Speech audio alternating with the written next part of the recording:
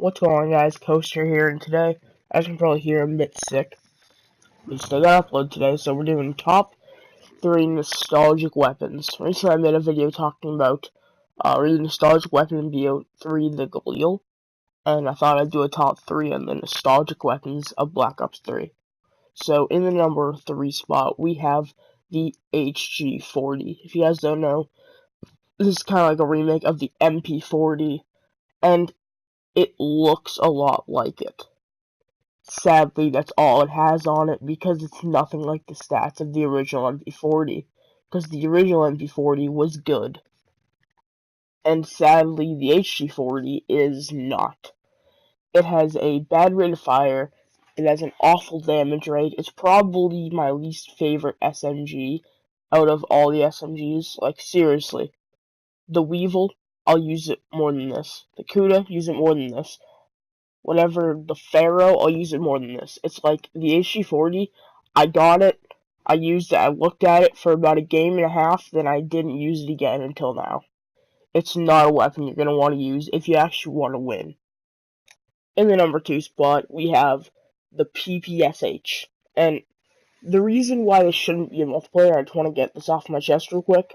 The Zombies community waited 7 years for this gun to return back, and then after they got it, the multiplayer community waited, like 2 weeks for it to come into the game? Like, they weren't asking for it, but the Zombies community was. So the Zombies community feel like they got robbed a little bit. But this is a good gun, but it's not an amazing gun.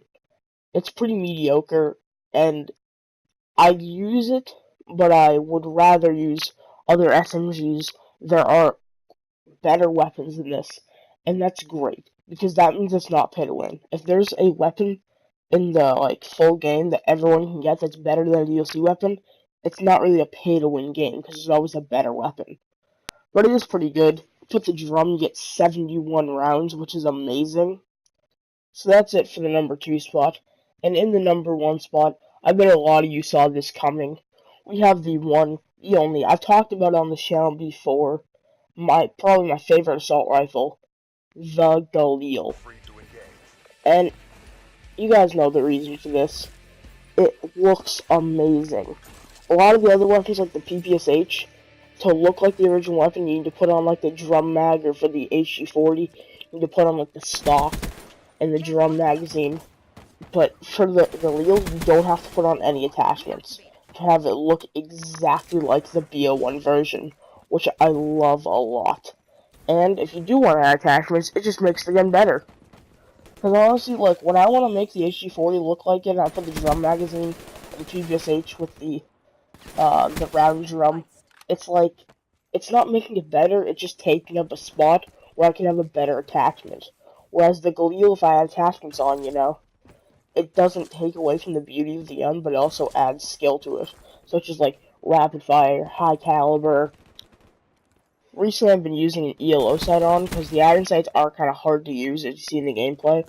But I've also been using, I think, quick draw on high caliber.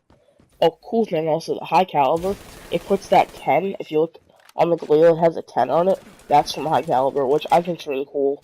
Also, the rapid fire, changes it a bit. It puts like a skull on it. The extended mag makes like a clear section for it so you can see the rounds. It's really cool.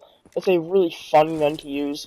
Camos look amazing on it, and I do think this is probably the most nostalgic gun in Black Ops 3. If you guys did happen to enjoy the video, please drop a like, comment, share the video, and please subscribe to the channel.